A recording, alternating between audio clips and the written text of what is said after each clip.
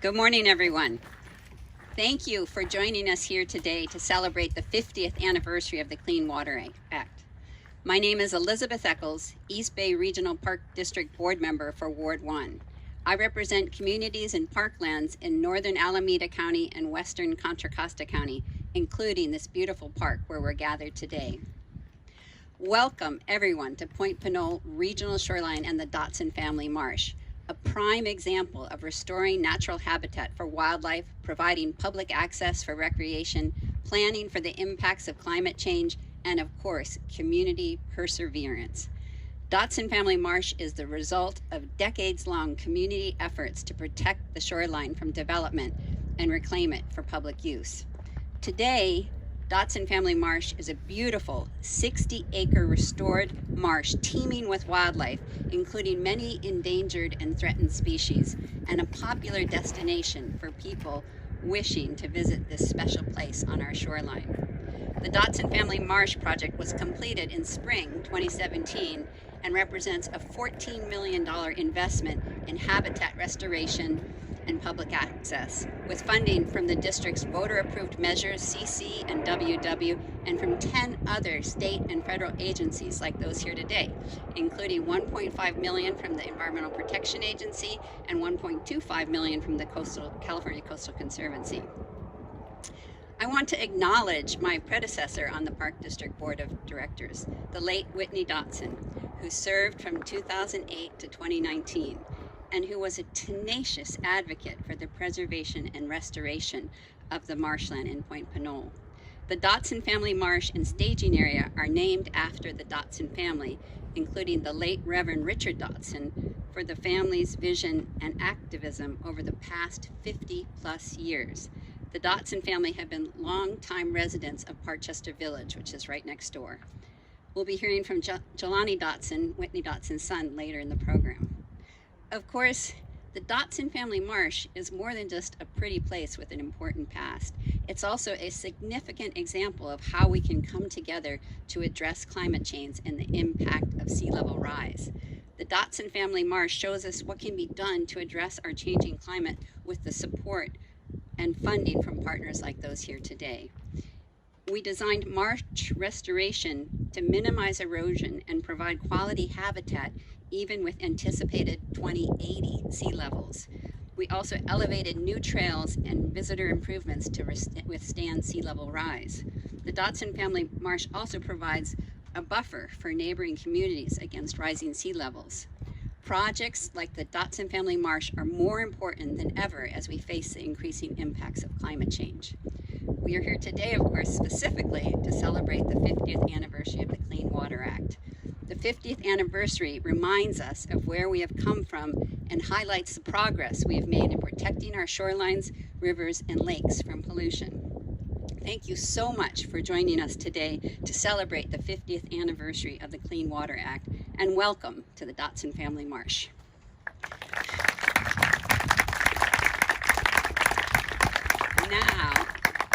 Thank you. Now it's my pleasure to introduce today's MC for the event, Contra Costa County Supervisor John Gioia.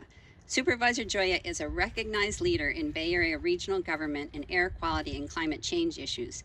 He served on the California Air Resources Board from 2013 to 2020 and has been on the Bay Area Quality Management District Board since 2006. Supervisor Gioia serves on the San Francisco Bay Conservation and Development Commission and is vice chair of the San Francisco Bay Restoration Authority, where he helped lead the effort to pass a historic measure to raise $500 million for restoration projects in the San Francisco Bay. Please join me in welcoming Contra Costa Supervisor John Gioia. Thank you, Elizabeth. And Elizabeth, thank you for your great leadership. It is so great to have you and Colin Coffey, another East Bay Park District Director, really be strong advocates for our communities in preserving open space and making it accessible, because urban areas have just as much a right to good open space and high quality creeks and waterways as those higher income communities that often get all the attention. So I want to thank you for your advocacy. It's really great to be here to help celebrate the 50th anniversary of the Clean Water Act, I can't think of a better location. We're in a wonderful setting along San Francisco Bay with wonderful creeks and a very active community, the North Richmond and Richmond communities, which really, if you think about it, the Clean Water Act set the stage to empower communities to be their own voice, to make a difference, to partner with nonprofits and with government agencies to improve their community. And we were at a tour of a couple sites this morning, and I want to thank both the U.S. and CalEPA officials who joined the tour to see the wonderful things that are happening here. And we were at the Urban Till Farm, and one of the young people doing work there said something, and I'm going to partially quote him. He said, "Every waterway in every community deserves respect. Whatever community it is in, every community deserves healthy and clean waterways, access to those waterways." And I thought he sort of stated it all, because that's really what the Clean Water Act is about, right? It's about making sure that we have equity across our communities in access to clean water. And, you know, for those of us who grew up here in the Bay Area, I remember back in the early 70s, the signs that were along the bay saying, "Don't go in the bay," right? That polluted waters, or "Don't fish in the bay." And of course, the Clean Water Act changed all that by requiring secondary treatment and really improving the whole wastewater process, but also encouraging partnerships between communities and government to improve our water.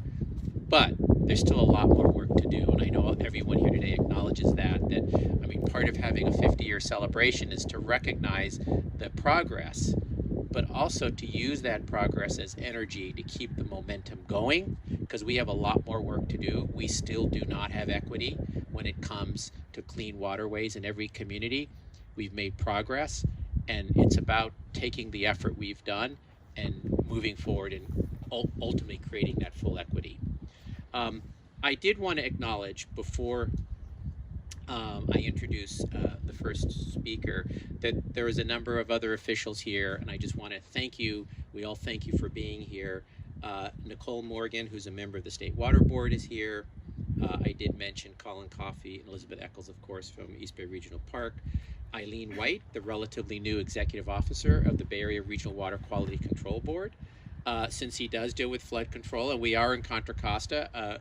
Brian Balbus, our Contra Costa County Public Works Director and Flood Control Director, is here, since we are on sort of flood control area. Elaf Isu from Assembly Member Buffy Wick's office is here. Magdalena Olvera from our Congress Member Mark DeSaulniers' office. And of course, always pleased to see Sabrina Landreth, the General Manager of East Bay Regional Park. So thanks all for being here. Elizabeth talked about the Dotson family. And we're fortunate to have Jelani Dotson, who I've known for a number of years, who partially grew up in Parkchester Village, just across the Parkway, who really represents the best of his family. I mean, those of us who got to work with Whitney, and of course some of you may remember Ethel Dotson, there was Barbara Dotson. It was really the Dotson family that created the momentum and did the hard work to make this marsh what it is, to attract, with the Park District, the investment, and to really get this to be part of the Park District's, one of its great assets. And Whitney did that work before he got on the East Bay Regional Park District, right? It wasn't like he was using his role on the Park District, although he clearly did, but the hard work and advocacy was prior to his Park District role, which shows the power of individuals, the power of community in getting things done, that you don't have to be in government to make a difference and get things done. And so Jelani has been working on affordable housing issues. He's a Christian minister in the East Bay. So Jelani, come up, and look forward to hearing from you about the great role your family has played in where we are today.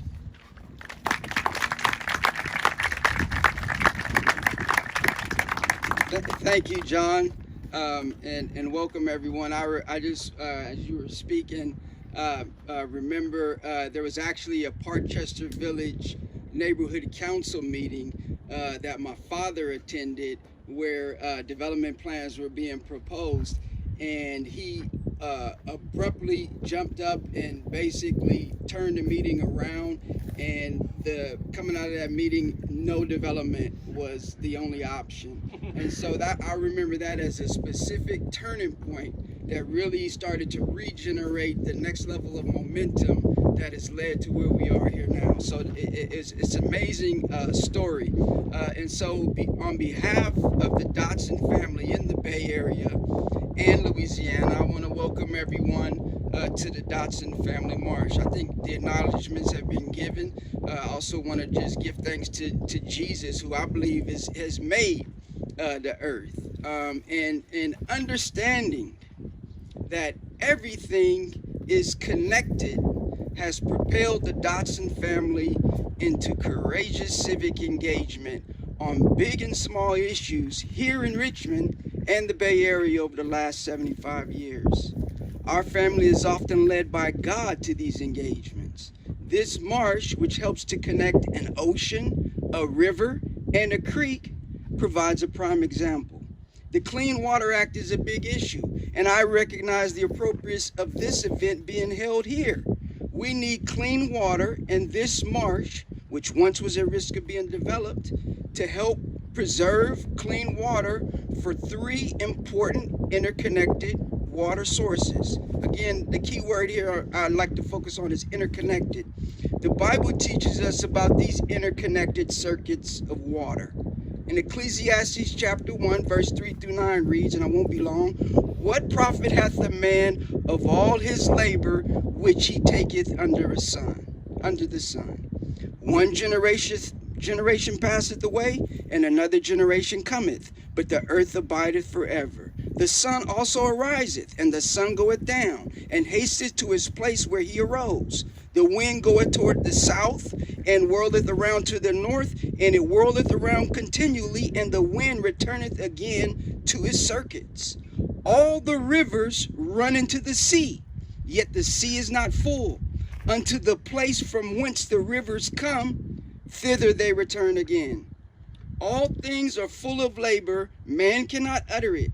The eye is not satisfied with seeing it, nor the ear filled with hearing.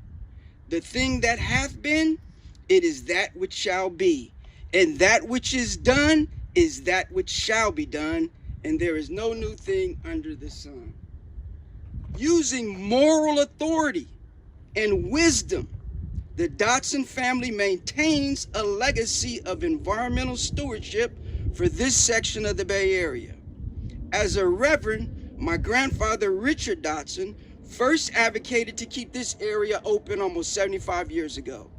I would imagine he saw the marsh as a wilderness area where families from the South, that's South Richmond, as well as Southern United States, could hunt, fish, and enjoy together the benefits of nature.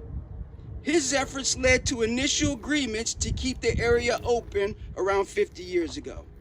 However, threats arose in the form of development plans and proposals around 25 years ago.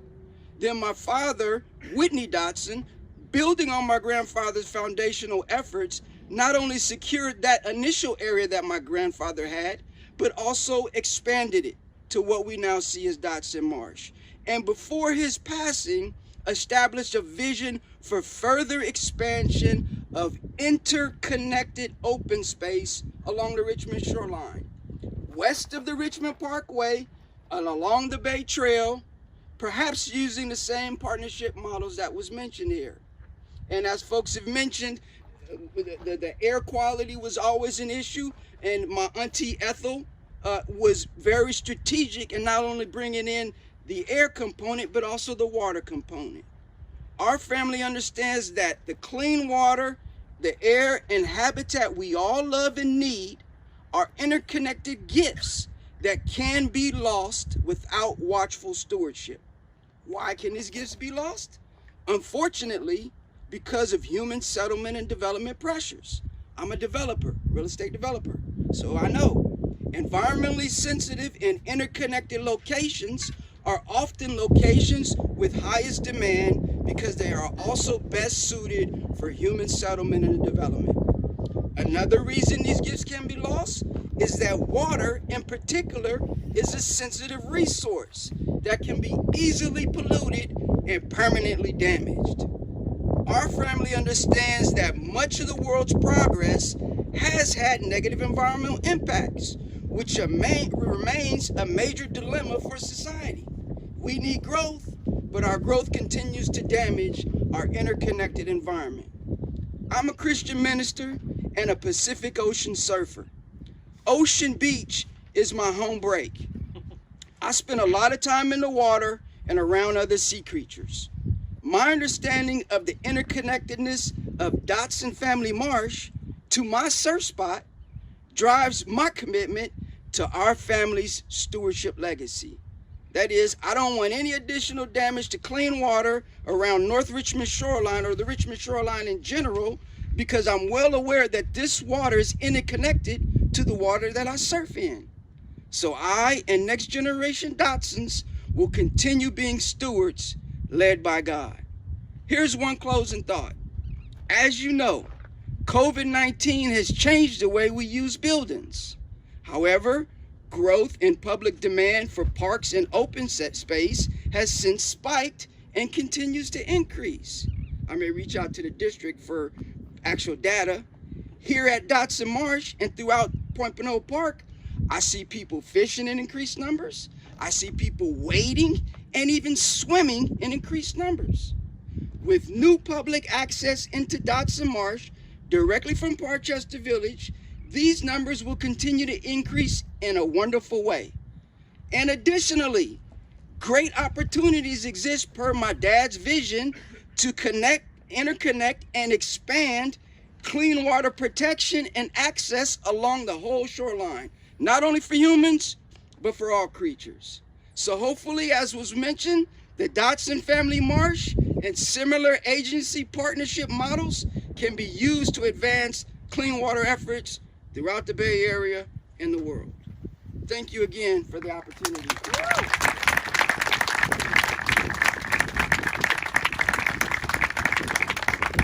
So you can see the passion of the Dotson family, and I know that this community appreciates all the work, those that knew the Dotsons and those that didn't benefit from this legacy out here. Thanks, Jelani.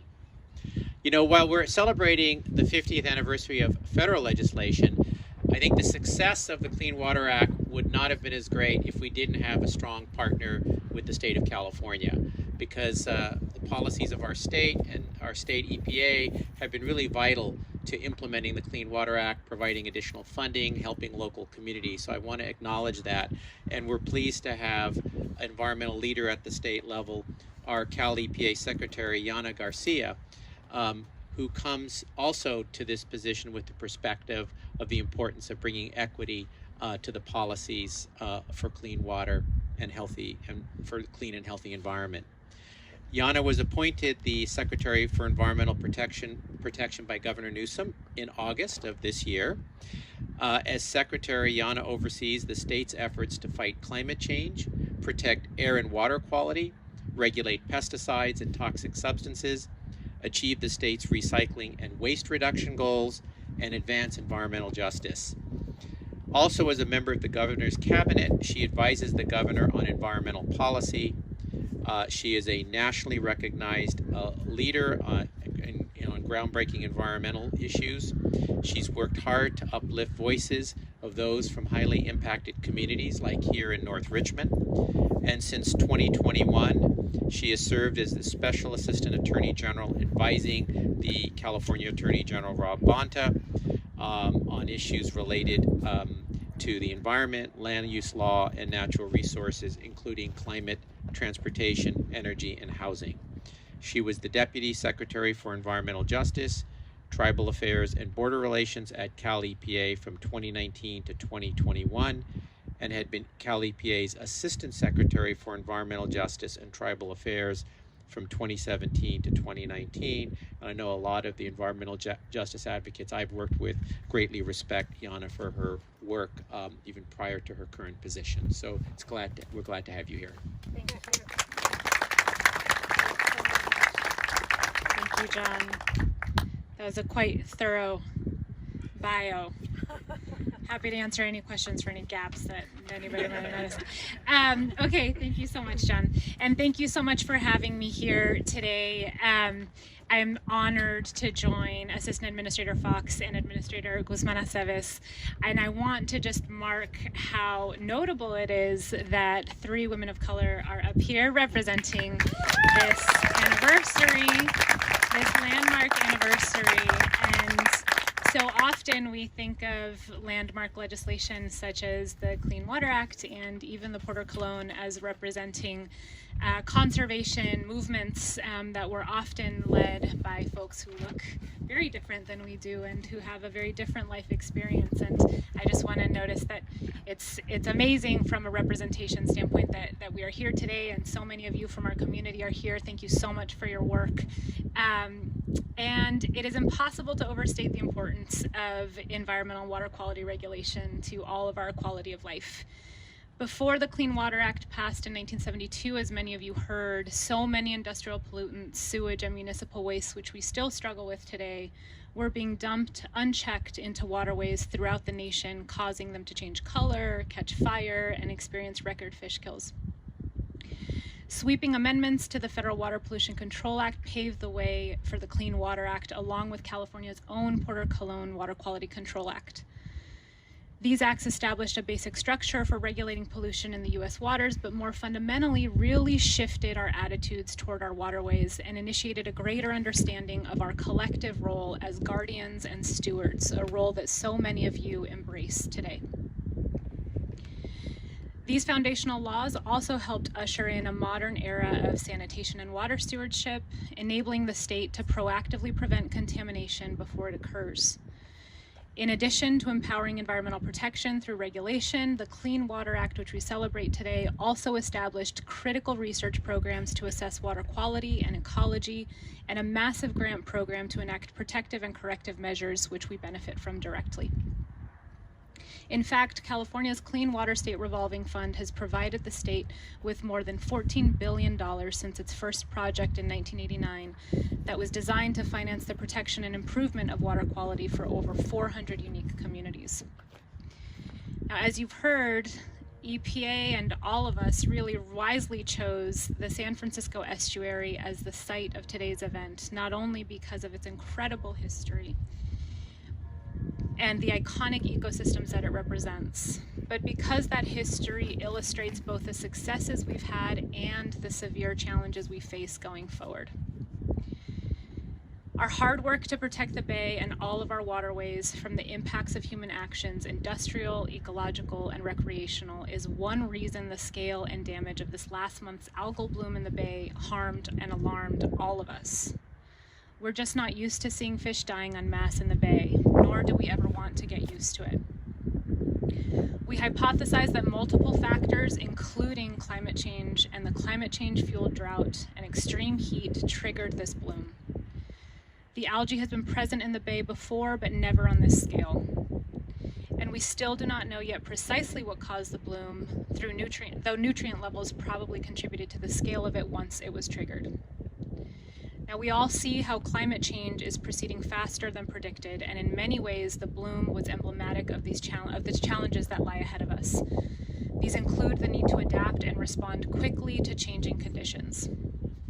As all of us know and have seen firsthand, we in California are facing this climate crisis head-on. We had an extreme heat wave that lasted 10 days. We are facing grid reliability challenges. We are facing air quality challenges. And this is why it is so important that the intersectional, interdisciplinary approach that we adopt through government action and through so much of the activities that you all are engaged in as residents, as elected representatives, and as community-based organizations are so key. I'm saddened that I wasn't able to join you for the tour. I was just an hour ago with Governor Newsom as he signed the most robust, comprehensive climate action budget in the history of this state. The California Climate Commitment invests a staggering $54 billion to fight climate change and enacts a new world-leading measures that will cut pollution and accelerate the clean energy transition, including having a focus on our natural and working lands and restoration projects that we hope will benefit this region that is the heart of so many waterways throughout our state. Thank you so much for having me, and I look forward to our partnership moving forward.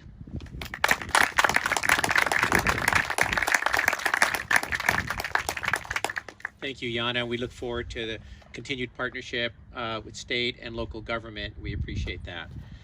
You know, this morning we were visiting the West County Wastewater District site with a really exciting, innovative project, the horizontal or living levee, an idea that really came out of a barrier-wide process in which there was input from residents of Richmond and North Richmond. And some of the funding for that project to create resiliency, sea level rise resiliency, and habitat and wetland restoration comes from the Measure AA, implemented by the San Francisco Bay Restoration Authority.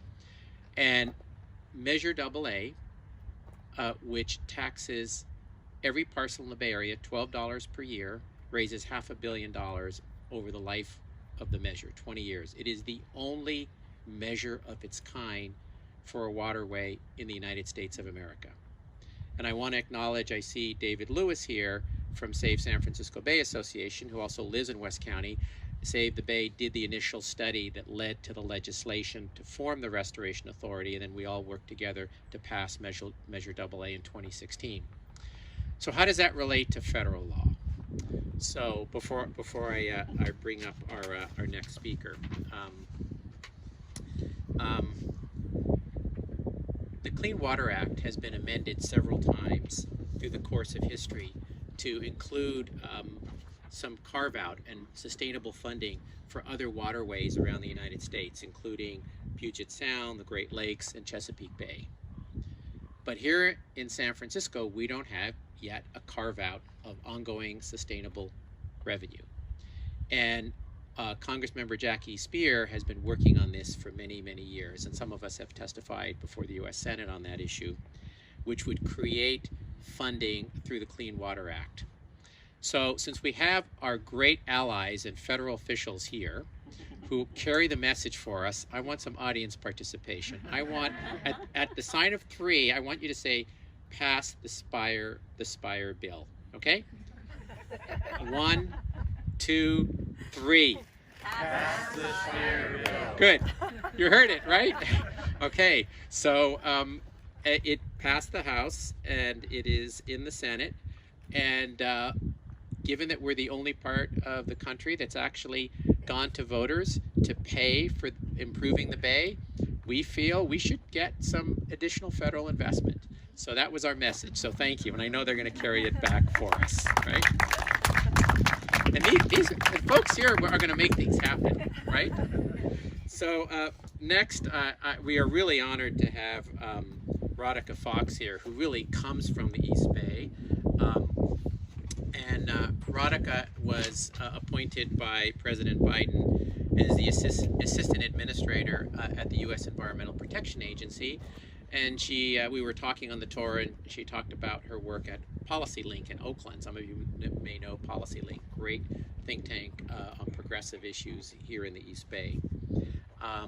So Radhika is the assistant administrator in the Office of Water, so she really is like a water czar. The Office of Water works to ensure that drinking water is safe and that wastewater is safely returned to the environment, and surface waters are properly managed and protected. That's like the official duties, but she does a lot more. Prior to joining EPA, Radhika served as the Chief Executive Officer for the U.S. Water Alliance, Director for Policy and Governmental Affairs for the San Francisco Public Utilities Commission, and the Federal Policy Director of PolicyLink. She's used her over 20 years of experience to address the most important water issues facing our country, including climate change, affordability, equity, governance, innovative finance, and the evolution of the One Water movement. She holds a bachelor's from Columbia and a master's in city and regional planning from UC Berkeley. Go Bears! Go Bears! Go Bears! Where she was a HUD Community Development Fellow. And we know Cal's going to beat Notre Dame tomorrow in FACA, right? So please welcome Radhika Fox. Good afternoon, everybody. So, John, I just want to thank you for just such a lovely day and everything that you do for Contra Costa County. Can we just give John a round of applause? Thank you. So I'm going to keep it brief because you all look hot out there. We have the shade. But I have to say, it is, as John mentioned, I have lived in the Bay Area for a long time in Pacifica, California, and December 2020, when I got the call and was asked to serve as President Biden's water chief, my family and I made, the really difficult, decision to leave this beautiful community for just a few years to serve. And I have to acknowledge two really special guests in the audience. My mom and dad actually came to join us today. So, we're here in such a beautiful place, and we're, there's beautiful water, beautiful land all around us. You see people walking and biking as we're here having this conversation. And if you think back 50 years ago, that is not what our nation's waters looked like. They were literally on fire. If you looked at the cover of Time magazine 50 years ago, what you would have seen is photos of the Cuyahoga River literally on fire for the 9th time, rivers running in colors, as Yana said, because of the pollution. And it was, over 50 years ago that people came together. They said our waters matter. They matter. And they gave life to a burgeoning environmental movement that has led to things like the creation of the Environmental Protection Agency, the establishment of the Clean Water Act 50 years ago. So what a cool opportunity, right, to get to be the Assistant Administrator for Water when we celebrate the 50th anniversary of the Clean Water Act. And of course, there's going to be the proclamations as we get to October. There's going to be the updating of all the regulations, etc. But, I wanted to take this moment to both, as many speakers have already said, both celebrate the success of the last 50 years for our nation's waters, but to also think about how do we chart the next 50 years of progress. And so I had this idea of let's ask all of our amazing regional administrators, and EPA Region 9 is really lucky to have Martha Guzman, my friend, but EPA's regional administrator here. And so I asked each of our regional administrators, what's a Clean Water Act success story that you want to tell about your region? And Martha said North Richmond. And it was her team and Martha who said North Richmond. And, the reason that they chose North Richmond for this conversation is because it's a story of partnership. It's a story of progress that was forged because of partnership. And I was so honored by the visits that we did today because I really got to see that firsthand, to feel the power of that partnership. As John mentioned, we visited West County the West County Water District. And if you look at kind of the legal and the regulatory framework of the Clean Water Act, you could talk about how we have secondary treatment, we have advanced water treatment because of the Clean Water Act. But what I saw with the powerful partnerships that West County has been developing with the Parks District, with the state, with local communities, to do such innovative things like this living levee was such a great word. And so it was the power of partnerships that we saw firsthand this morning. Visiting with young people at Urban Tilth, I am in love with this organization, in love with what these young people are doing to both protect their watersheds. They talked about how they were advocates for their waters. They're advancing green infrastructure projects to address the stormwater challenges in the area. It was so inspiring to see how these young people were partnering for their community, partnering for progress, partnering for water. And Martha's going to talk a little bit in just a moment about the ways in which EPA is so proud to be a part of this work through things like the National Estuary Program, through the investments that we're able to make through the Safe Drinking Water Act. So partnering for progress, that is really what has led us to what we have now. But we also have a long way to go, right? We have a long way to go. Just last week, I was in Jackson, Mississippi, and of course there's one of the most severe water crises that I have seen happening. And, so when we think about what does the next 50 years of progress need to look like, I mean, to me, 50 years ago, the Clean Water Act said we want to make our nation's waters fishable and swimmable, and we certainly have so much progress that we need to make. But I would also say that as we look at the next 50 years of the Clean Water Act, let's have our North Star be that no person, regardless of where they live, the money in their wallet, or the color of their skin, will not have clean, safe water. Everybody should have clean, safe water. That should be the next 50 years. And, what I can say is this EPA, under President Biden's leadership, is doing the hard work to secure that next 50 years of progress. We are working really hard to restore the environmental regulation, the very foundation of the Clean Water Act that unfortunately was really eroded in the previous administration. So for example, I want you all to know we are working hard on strengthening that regulatory framework. We are working on the Waters of the United States rule, which is the very foundation of the implementation of the Clean Water Act, and we'll be finalizing that rule by the end of this year. We are working to restore the authority that states and tribes have on directing the quality of their water in their borders through a stronger 401 water quality certification rule. We know that things like PFAS and other emerging contaminants are a threat to so many communities, and so we're utilizing things like our effluent limitation guidelines rule. Sounds really boring, but it is so essential, right? To keeping things like PFAS out of our waters in the first place. So we are committed to strengthening the regulatory framework that was bestowed upon the EPA by Congress as it relates to the Clean Water Act. But you know what's going to actually supercharge the next 50 years of progress? It's the investments that we have through the bipartisan infrastructure law. Because of President Biden's leadership and bipartisan congressional action, the EPA has $50 billion to invest in our nation's water infrastructure over the next 5 years. Over half of that has to be invested in disadvantaged communities, and so we are working hard to make sure that happens. So, 50 years of success, a lot of unfinished work, but I think that we have the foundation for that next 50 years of progress. And, again, 50 years ago, the American people stood together and said, we care about our nation's waters. We're betting on ourselves. We're betting on our nation's waters, and they got to work. And that's what the next 50 years is going to be about because of all of the partners that are gathered here. So, happy anniversary, Clean Water Act. Let's get to work.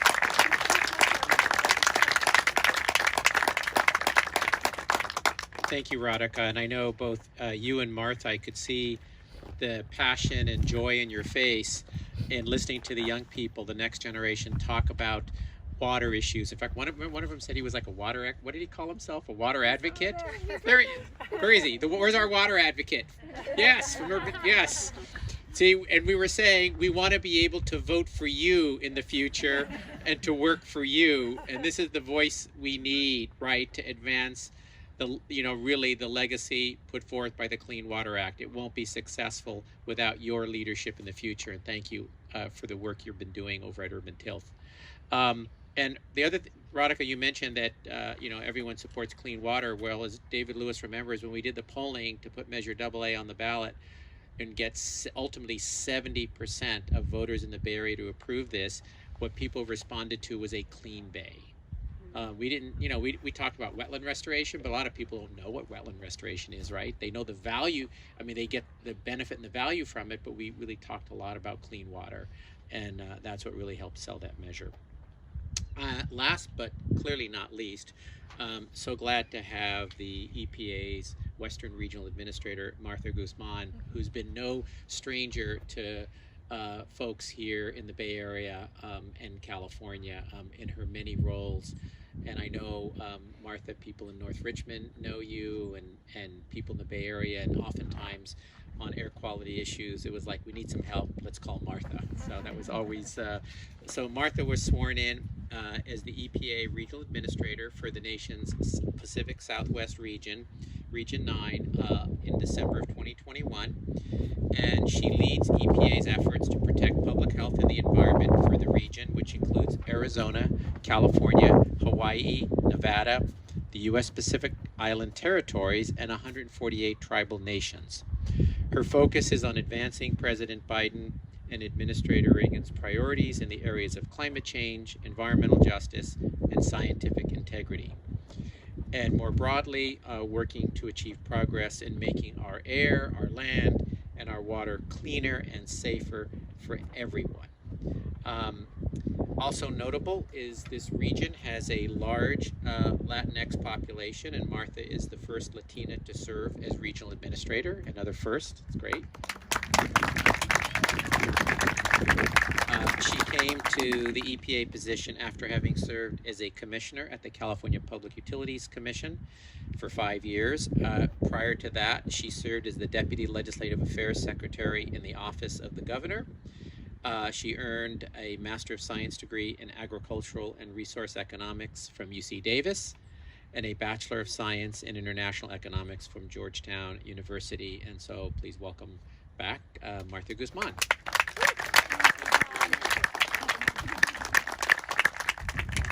Okay, I know I'm the last one. I'm just glad I didn't go after Jelani. Thank you, John. It really is like coming home. There's so many connections. You know, I didn't realize it until crossing the bridge when I saw your dad's picture up there, that he was a mentor to me. When he served, Whitney and I served on the Environmental Justice Coalition for Water. And I remember when he was making that fight to preserve all this area. And something you said, Jelani, and something actually that came up earlier with Doria and her wonderful team is this is a constant fight. And we have learned all too well in the last few years about the constant fight of keeping up our democracy. And we have a constant fight about keeping the Clean Water Act alive and thriving. And just want to acknowledge the great mentorship that he provided to me personally. But this is, I am going to get to some numbers here because we're here to celebrate. And the best way to celebrate is to have some resources to do so and to move forward and do the magnificent partnership that's happening here throughout the nation and throughout the state, and really show how much more of this we can accomplish. There is, although I know, what was the Spear Act? Is that what you're? Jackie Spear, said Congressman Spear, yes. We named it after her. You mean the legislation? Yes. Yes, we'll just call it, what is it, David, what's the legislation number? He'll know. San Francisco Bay Restoration Act. It's the San Francisco Bay Restoration Act. Okay. There it is. Okay. There it is. Yes. Okay. Well, we're just naming it after her, you know. Close second to that, I know that's the gold standard. We have a silver standard here, which a lot of parts of the nation don't have. And in 2008, EPA began the San Francisco Bay Water Quality Improvement Fund. So it is, since that time, 71 million in EPA grants have been awarded. 11 million have been invested in Contra Costa County alone. So in addition to that, they've been able to leverage some of those dollars with some of that local assessment here, and an additional 191 million from grantees have been contributed, meaning that since that time 262 million has been invested to improve the bay and the surrounding communities like North Richmond. Today, as was mentioned, we saw all the progress that's been made around here and the innovation that's happening to do so in a way that's sustainable, and that's going to require people that we met with today to continue that through generations. And sometimes we think about building a wall and having that hard infrastructure and then go away. And And what we've learned is we need to build the earth and build our partnership and maintain that earth. So thank you so much for leading in the example. We already mentioned the earlier EPA grant that went to the East Bay Regional Park to do the planning for some of this visionary work. But I want to give you some updates. Radhika mentioned that the bipartisan infrastructure law had the $50 billion for the Clean Water and the Safe Drinking Water Act revolving funds. But in addition to that, there's a $29 million set aside for this San Francisco Bay water quality improvement grants.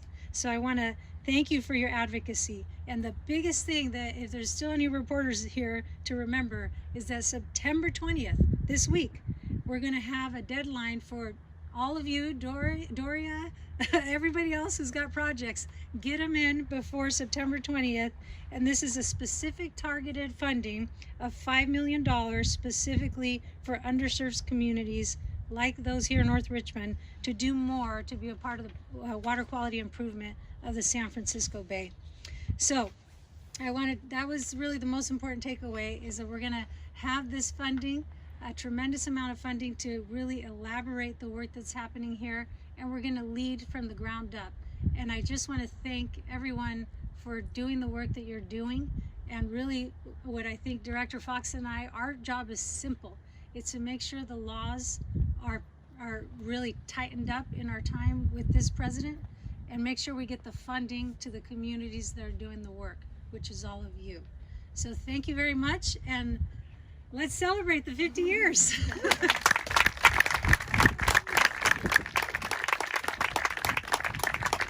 Before we end, I just want to acknowledge there's so many people here that are working every day on making our environment, our bay, our air, our water cleaner, healthier places, and folks that are working to improve access to the bay with trails, folks that are working on helping design innovative projects like the horizontal or living levee.